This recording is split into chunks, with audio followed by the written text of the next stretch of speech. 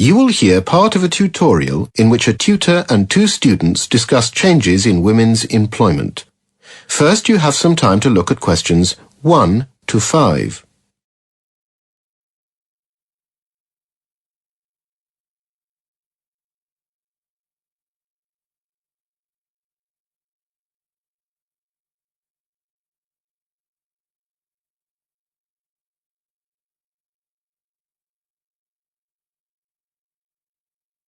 Now we shall begin.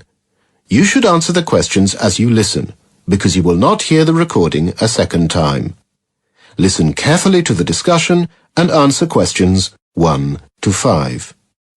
So now, you've been doing some research into changes in female employment patterns over the last 35 years or so. Isn't that correct, Mary?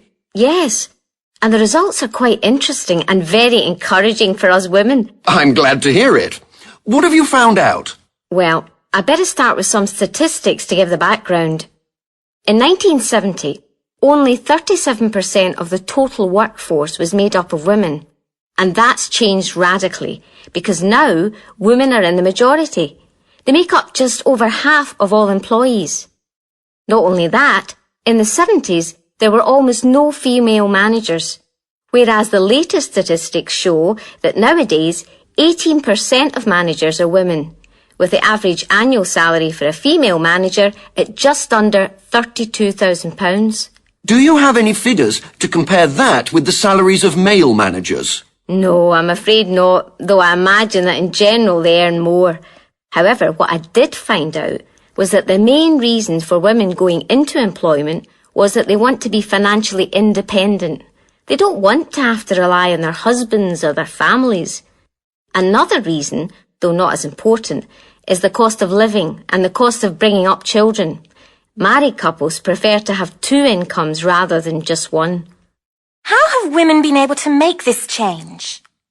I mean, if in the past there weren't so many female managers, how have so many women been able to become managers now? Well, that's an interesting question because it's not something that suddenly happened. The answer actually goes back to the 1960s and 70s. Until then, girls generally used to finish school and then look for a job as a secretary or something similar, just until they got married.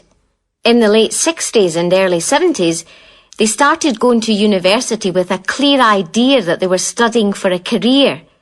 And of course now, some of these highly qualified women are filling management posts. Very interesting, Mary. And does this mean that women are just employed as managers in other people's companies, or are they starting up and managing their own businesses? Here again, I have a very interesting statistic which shows how women are progressing. In 1979, only 15% of businesses were started by women, whereas now the figure is double that. And by the year 2010, it's set to rise another 20%. So women will be responsible for approximately half of all new business startups. That is the end.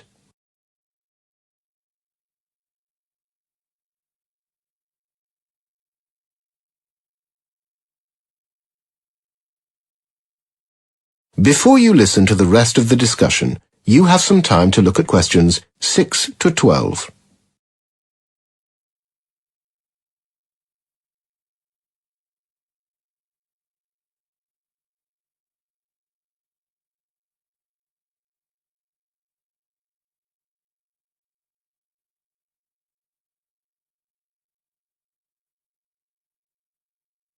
Now, listen to the rest of the discussion and answer questions 6 to 12. So, what else have you come up with, Mary? One of the things which makes women in Britain, including female managers, attractive to employers is their willingness to go into part-time employment. Men, on the other hand, tend to prefer full-time jobs. This explains why more than half of all workers are women. And another thing that's changed the situation is the decline in heavy manufacturing and the rise in service industries, which women are often more interested in. What kind of repercussions has the increase in female managers had outside work? I mean on women's relations with their husbands, their home life.